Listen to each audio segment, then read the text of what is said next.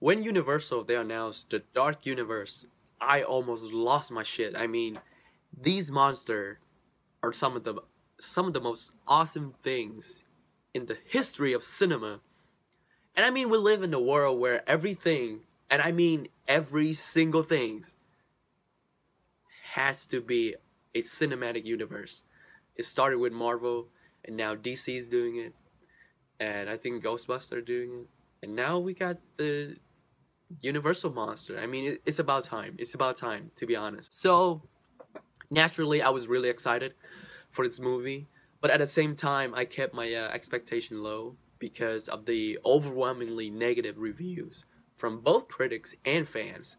So I went into this movie having little to none expectation. Right from the first scene, you get a pretty good idea what this movie is about. It's a setup. It's a big setup for this universe. That's it. That's all it is. A setup. I mean, the first two acts are filled with exposition from either the character of Henry Jekyll, Dr. Henry Jekyll, or Jenny. To describe this movie, it's like a video game. It's exactly like a video game, especially the first two acts. So you follow this one character, Nick, played by Tom Cruise, throughout his adventures when he fight a tomb and all that. And then Jenny comes in, tell him what to do, and he does it. And then Russell Crowe, as Dr. Jekyll, comes in and tell him what he needs to do. And guess what? He does it. It's like a video game where every 5 minutes you get this thing, like a message that tell you what to do, and you can move on to the next level until you do it. It's so frustrating. My God. The screenplay is also really messy. I mean, there are sequences where characters just repeat a word or a line over and over again, and that's just lazy writing. In terms of performance, Tom Cruise, once again, he turned in a really, really good performance physically. I mean, the guy, he's an action star. I mean, we all know this by now. And he was actually pretty good in the movie. He's pretty good. Russell Crowe, he did the best he can with the stuff that he was given. I mean, it wasn't much. The script didn't do any of them any favor. And oh my God, the female lead, she's the worst. She's the worst thing in this movie. She's just awful. I mean, it's everything about her character, Jenny. Her acting, her line delivery, her story, her character development, the writing for her characters, just everything. She's just a typical damsel in distress that we should be way past by now, especially after the release of Wonder Woman.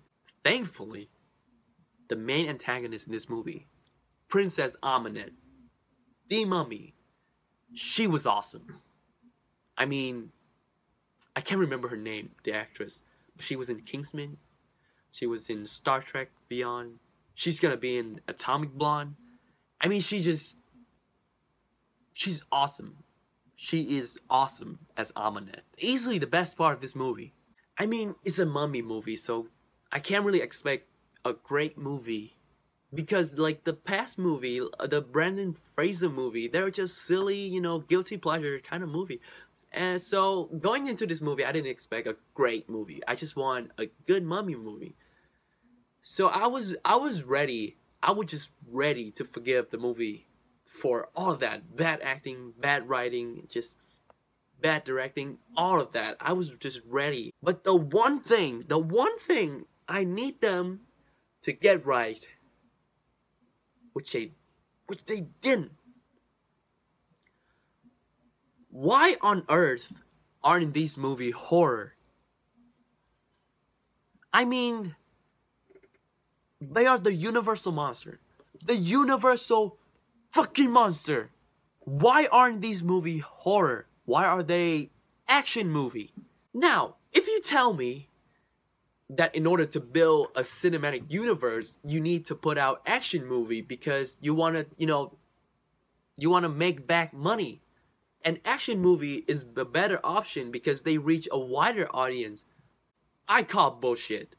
If the Conjuring series and recently Get Out have proven anything, is that the general audience, we still have a taste for good horror. A good horror movie still make a lot of money. You have the universal monsters in your hands. Those are horror classic. Make awesome horror movies out of these monsters. We go to see the Dark Universe because we want to be scared. Not just some zombie looking mummies fighting Tom Cruise. Oh, and speaking of fightings, these mummies, they're harmless. They can't fight. I'm telling you, all they do is jump on you and they drag you to Amanet and like occasionally just jump on your cars, but they don't do anything that could, you know, physically hurt you. I mean, I can't remember a mummy killing anyone except for Amanet. There's nobody got killed by a mummy in this movie except for Amanet. Amanet killed someone. Amanet killed a lot of people. But her mummies, they're useless. They're harmless. They don't bite you. They don't scratch you. They can't even punch you. They just can't. What's the point?